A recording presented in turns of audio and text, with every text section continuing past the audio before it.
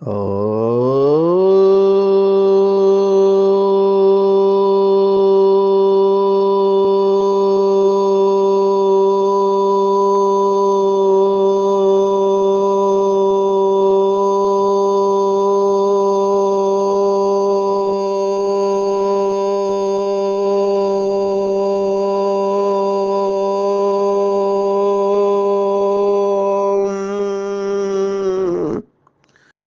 शांति।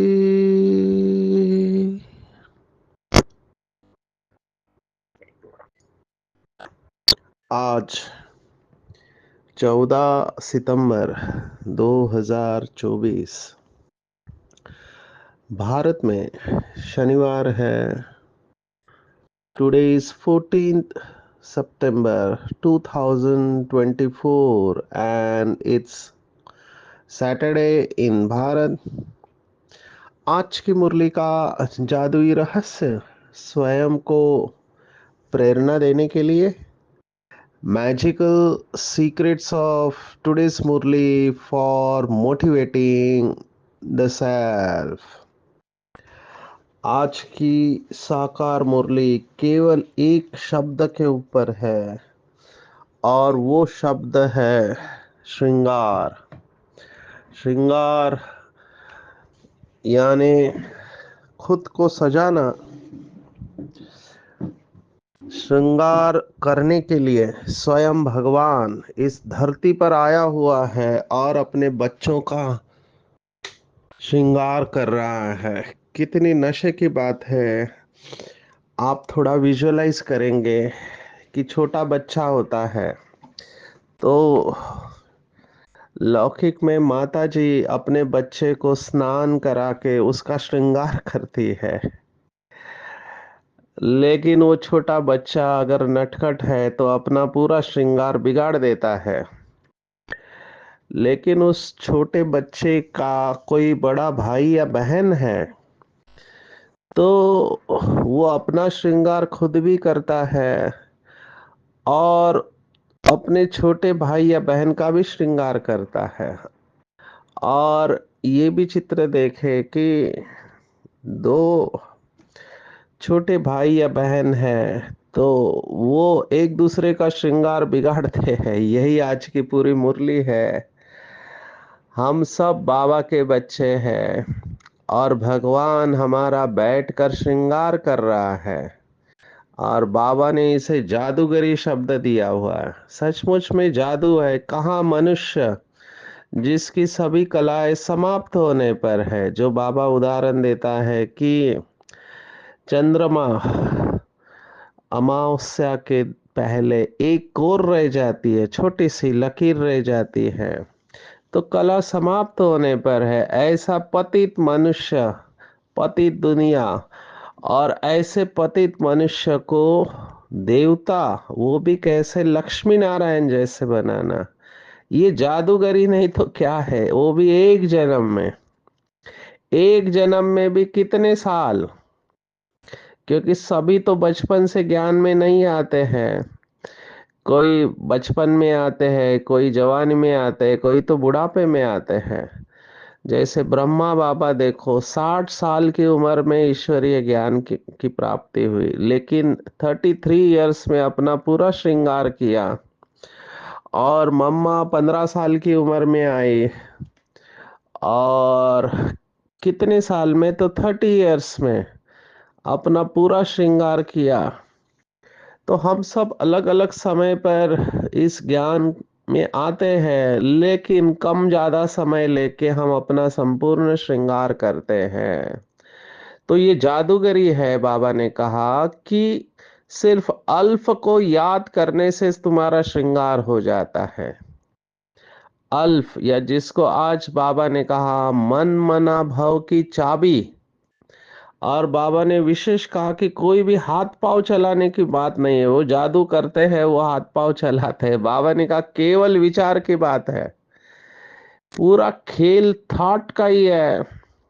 अगर गहराई से देखो तो हम साइंस की भाषा में ऐसे कहते हैं कि हमारे शरीर में 25 50 ट्रिलियन सेल होते हैं, माना 50,000 करोड़ पेशियां रहती है और एक थॉट हम क्रिएट करते हैं। आत्मा एक थॉट निर्माण करती है और वो एक विचार इस 50,000 करोड़ पेशियों तक पहुंचता है। बहुत वंडरफुल है ये। हम जब क्वांटम हीलिंग की बात करते हैं, थोड़ा अंग्रेजी शब्द है, जिनको अंग्रेजी नहीं आता है उनके लिए मुश्किल होगा। क्वांटम माना, जैसे बाबा कहता है तुम्हारे कदम में पदम है, वैसे आप उल्टा जाओ सूक्ष्मता की ओर, एक के ऊपर 15 जीरो उल्टे आ पाओ तो इतना सूक्ष्मता में, या उससे भी सूक्ष्म जो होता है उसको क्वांटम कहते हैं। वो एक्चुअली देखा जाए तो आत्मा ही है, क्योंकि आत्मा इतनी सूक्ष्म है जो दिखाई नहीं देती है।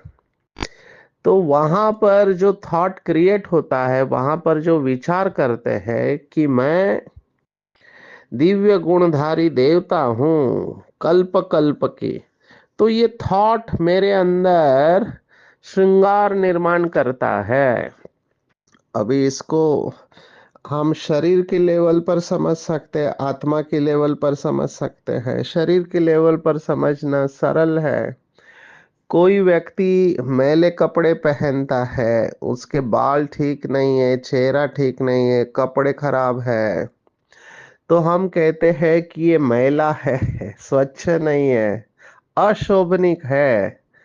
और उसी जगह पर आप थोड़ा लक्ष्मी नारायण के फोटो को देखो, स्वच्छ है, शोभनीक है, शरीर और आत्मा दोनों कंचन है। ये है भगवान की जादूगरी। लेकिन भगवान हमको मुरली के द्वारा हमारा श्रृंगार करते हैं। तो आज की पूरी मुरली में हम यही चिंतन करेंगे कि क्या हम अपना श्रृंगार कर रहे हैं। कुछ बच्चे ऐसे होते हैं उनको मिट्टी ही अच्छी लगती है। कई बच्चे तो आप जानते होंगे बचपन में मिट्टी खाते हैं।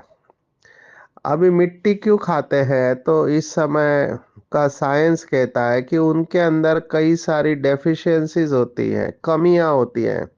तो मिट्टी में से उनको बहुत कुछ मिलता है, आयरन मिलता है, कैल्शियम मिलता है।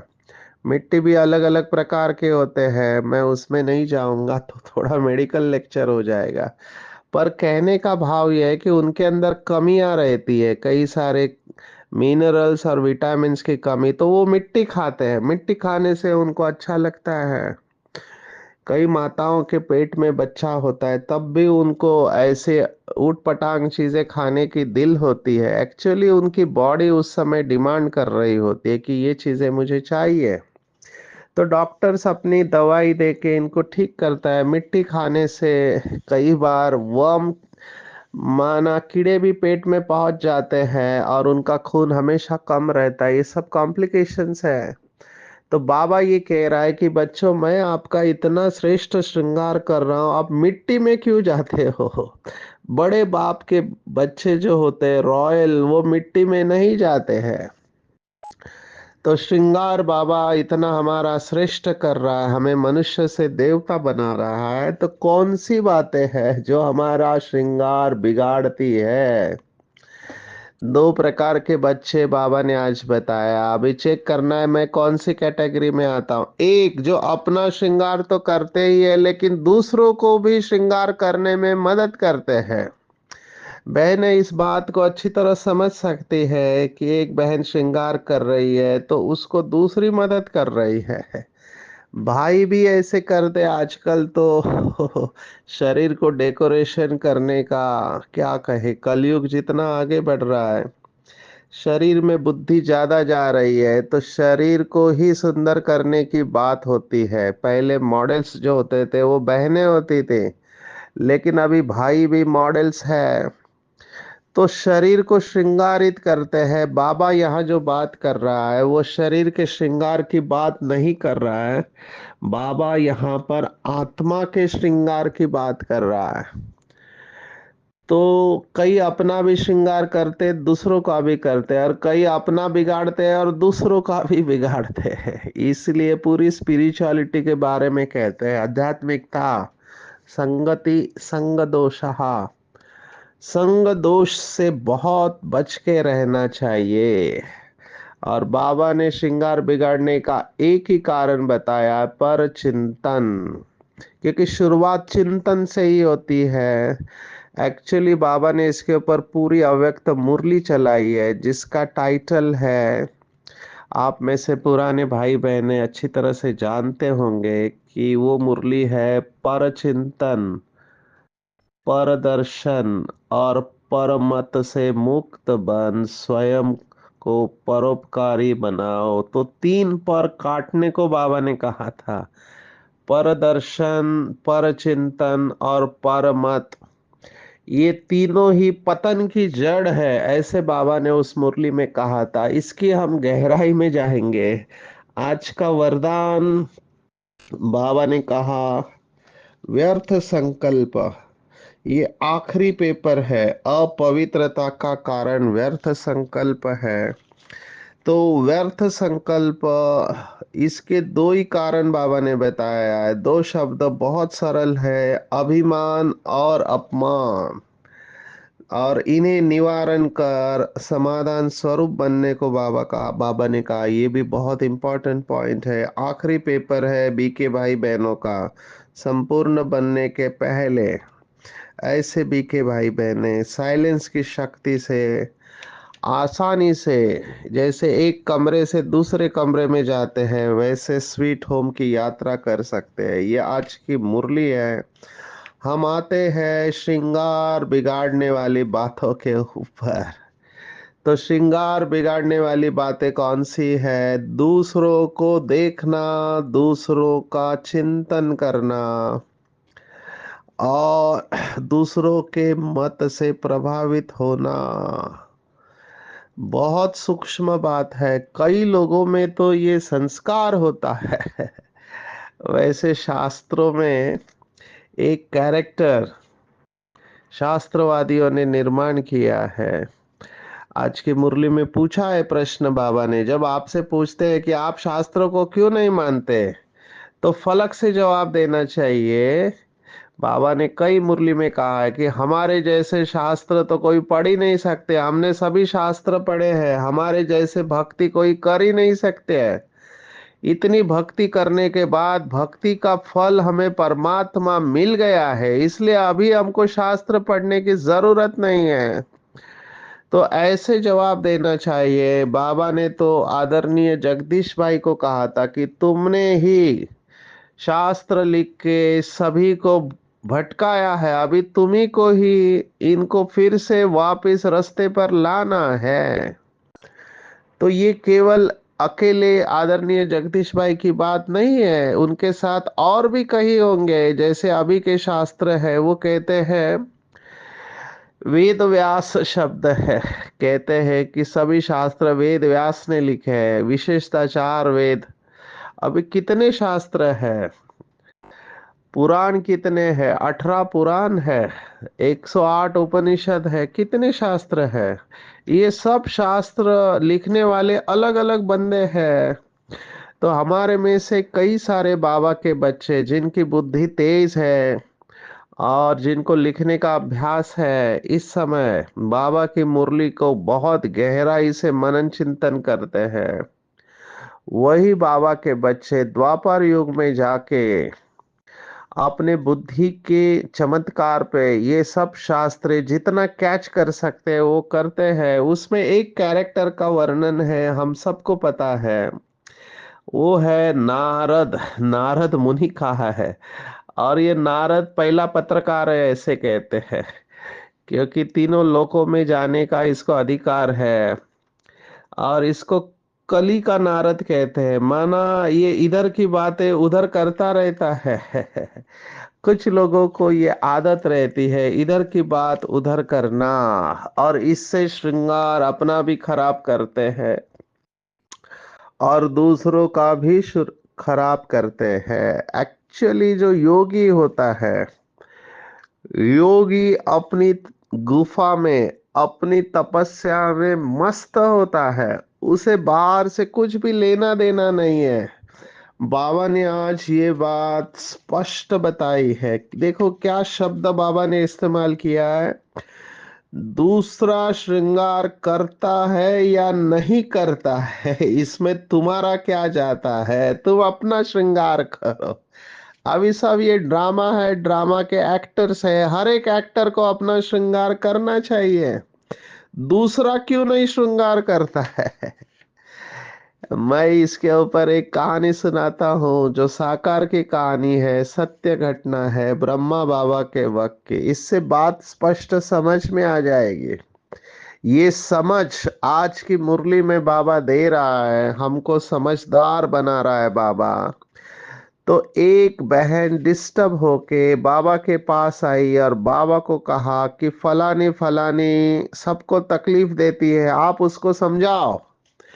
तो बाबा तो जानी जाननहार है, और बहुत बहुत पावरफुल एडमिनिस्ट्रेटर, प्रशासक कैसे होना चाहिए, ये ब्रह्मा बाबा की जीवन कहानी हमको सिखाती है। तो बाबा ने उस बहन को कहा, अच्छा कोई बात नहीं, मैं उसको समझाऊंगा, तुम जाके अपना पुरुषार्थ करो, सेवा करो।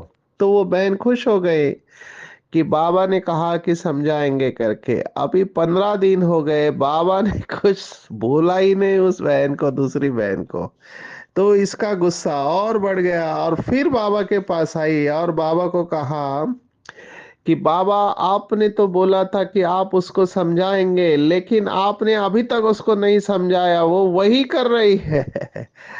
अभी मनोविज्ञान की गहराई में जाएंगे, क्या हो रहा है। लौकिक में ऐसा बहुत बार होता है कि कई आत्माओं का बिहेवियर, बर्ताव हमें पसंद नहीं आता है, पसंद नहीं आता है। मुंबई की भाषा में अगर आप मुझे कहो, मैं जब वर्कशॉप लेता हूँ, मुंबई की भाषा थोड़ी अलग है, हिंदी थोड़ा बॉलीवुड का प्रभाव है। तो वो कहते हैं कि इसने मेरे दिमाग का दही बना के रखा है, माना कोई आत्मा आपको इरिटेट कर रही है। कई लोग कहते हैं कि कुछ लोगों को देखने के बाद भी हमें गुस्सा आता है, देखने से ही गुस्सा आता है। अभी आज तो एक आत्मा ने मुझे बताया कि ऐसी आत्मा है जिसने मेरा अपमान किया, स्वप्न में भी वो घूम रहा है। अभी स्वप्न में भी वो आत्मा आ रही है, आप सोचो, टीम बनी हुई है। अभी मैं तो ये नहीं कह सकता राम की पार्टी और रावण की पार्टी, दोनों राम की ही पार्टी है, लेकिन एक दूसरे को पसंद नहीं करते हैं। अभी एक दूसरे को पसंद नहीं करते तो क्या करेंगे? एक दूसरे की बदनामी करेंगे। हर सेंटर पर ऐसे असंतुष्ट आत्माएं होने के चांसेस है, हमको ध्यान रखना चाहिए ज्यादा से ज्यादा। ऐसे आत्माओं से संभाल कर रहना। नए भाई बहने, पुराने तो इन स्टेजेस से जा चुके हैं, नए भाई बहने अटेंशन देंगे कि कोई आपको आकर फिर वो कोई भी वो पुराना नया उल्टी सुल्टी बात सुनाता है, तो बाबा ने एक मुरली में कहा कि उसको अपना दुश्मन समझो। देखो बाबा कहाँ तक जा रहा है, कह रहा है उसको अपना दुश्मन समझो। और बाबा की बात को मैं स्वीकार करता हूँ, क्योंकि मैंने देखा है, हम भी सेंटर पर रहते हैं, हमारे यहाँ ऐसे ही हुआ। एक भाई घर घर में जाके बदनामी कर रहा है। अभी उससे वायुमंडल इतना बिगड़ गया है कि एक दूसरे के ऊपर अविश्वास, क्योंकि पुराना भाई है। अभी घर घर में जाके उन्होंने बदनामी की, बहुत सारी बातें फैलाई, उसके ऊपर कितना बोझा चढ़ गया होगा। लेकिन उसका रिजल्ट क्या हुआ कि लोगों के अंदर डाउट पैदा हो गया, जिनके रिश्ते पहले अच्छे थे वो रिश्ते बिगड़ गए। तो ये बहुत इम्पोर्टेंट बात है। मुझे ये लगता है कि सुनी सुनाई बातों के ऊपर कभी भी विश्वास नहीं करना चाहिए। पर बाबा के जो बच्चे नए होते हैं, भोले होते हैं, कई माताएं भाई बहुत भोले होते हैं, वो इन बातों को मान लेते हैं और अपनी अवस्था को खराब कर लेते हैं। हम भी इस स्टेज से जा चुके हैं, इसलिए आपको अनुभव से कह रहे हैं कि ये गलती कभी मत करना।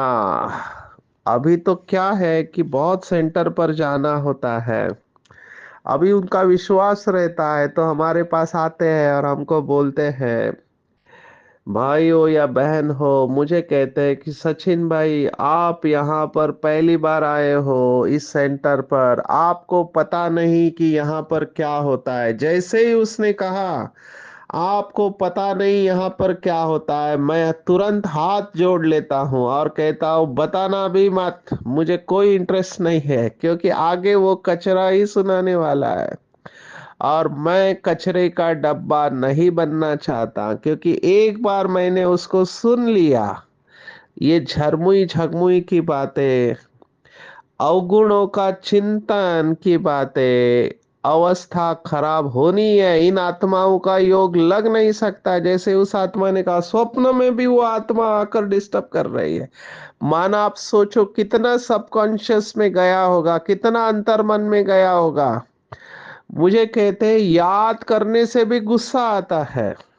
आप सोचो, समाने की शक्ति को यूज करना है। बाबा ने एक मुरली में कहा, कोई ऐसे किसी का पर चिंतन सुनाता है कि फलानी बहन ऐसे है, फलाना भाई ऐसे है, ये तो पतित है, ये तो विकारी है।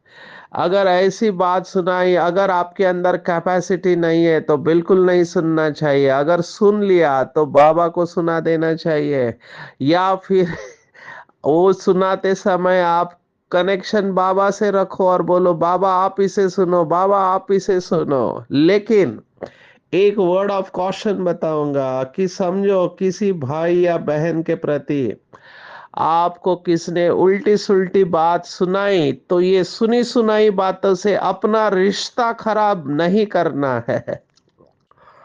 इससे सेंटर पूरा खत्म हो सकता है, सेंटर खत्म हो जाता है। अनफॉर्चुनेट है, ऐसा होना नहीं चाहिए, लेकिन ये कमजोरी है मनुष्य की।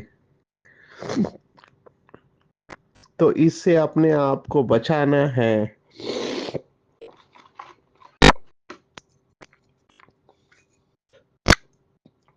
मैंने ये देखा हुआ है, तो इसको बहुत बहुत ध्यान से समझना है कि हमको ऐसा कोई काम नहीं करना है जिससे अपना श्रृंगार बिगड़े।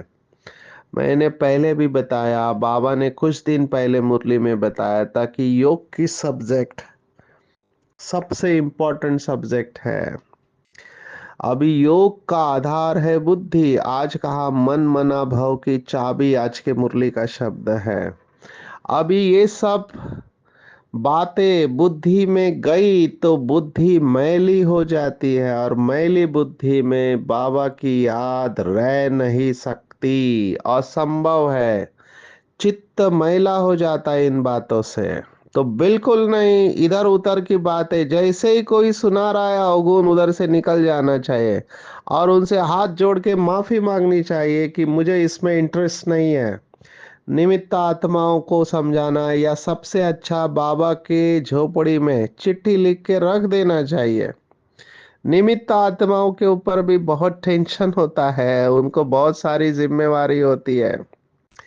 तो बाबा को चिट्ठी लिख के दे देना चाहिए, क्योंकि बाबा बैठा हुआ है। तो बहुत बड़ी विशाल बुद्धि चाहिए और आपस में बहुत प्रेम चाहिए। मैं वो कहानी सुना रहा था बाबा को, वो फिर से आके बोले कि बाबा आपने इसको अभी तक समझाया नहीं। तो बाबा ने कहा बच्ची उसका छोड़ो, पहले मुझे ये बताओ आप क्या बनना चाहते हो, राजा बनोगी या प्रजा। तो उस बहन ने कहा मैं तो राजा बनूंगी। तो बाबा ने कहा बनो, आपको किसने रोका है। वो दूसरी बहन अगर राजा बनना नहीं चाहती है तो आप अपनी अवस्था क्यों खराब कर रहे हो और उसके पीछे क्यों पड़े हो।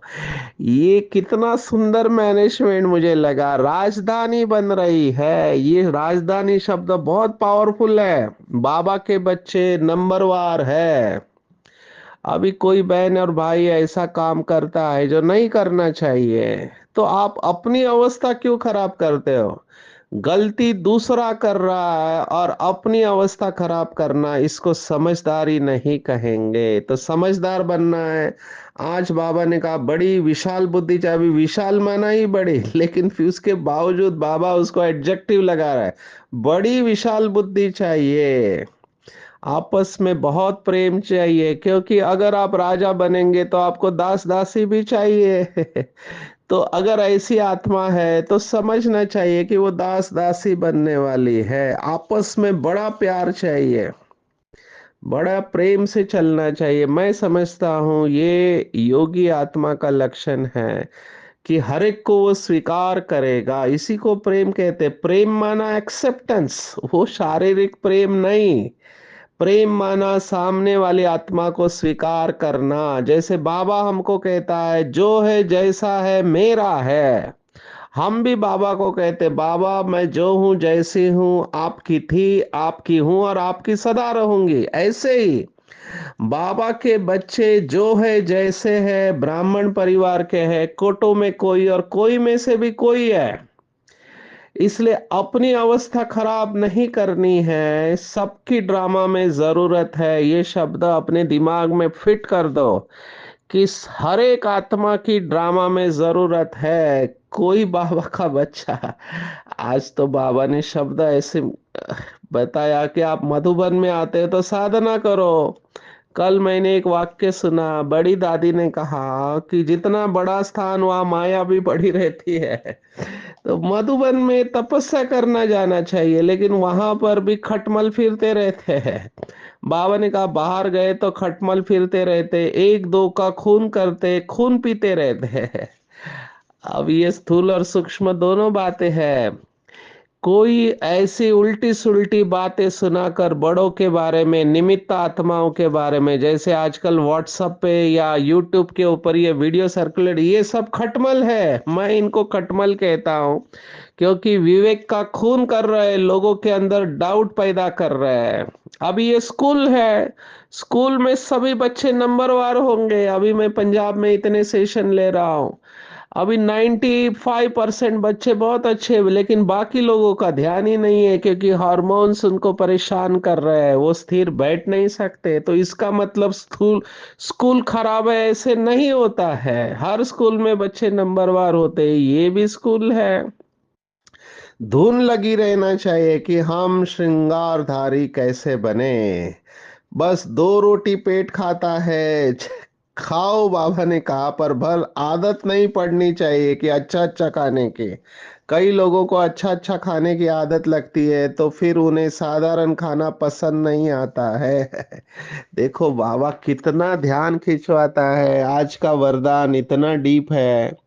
बाबा बच्चों में एक भी कमजोरी देखना नहीं चाहता है। बाबा ने कहा आखिरी पेपर व्यर्थ संकल्प, और व्यर्थ संकल्प भी अपवित्रता है। आप ब्रह्मचारी हो, आप सभी धारणाओं में चल रहे हो, लेकिन आपके अंदर व्यर्थ संकल्प है तो वो भी अपवित्रता है। पूरा वरदान जैसे के जैसे पढ़ना चाहिए, इसमें और कोई भी एडिशन करने की जरूरत नहीं है।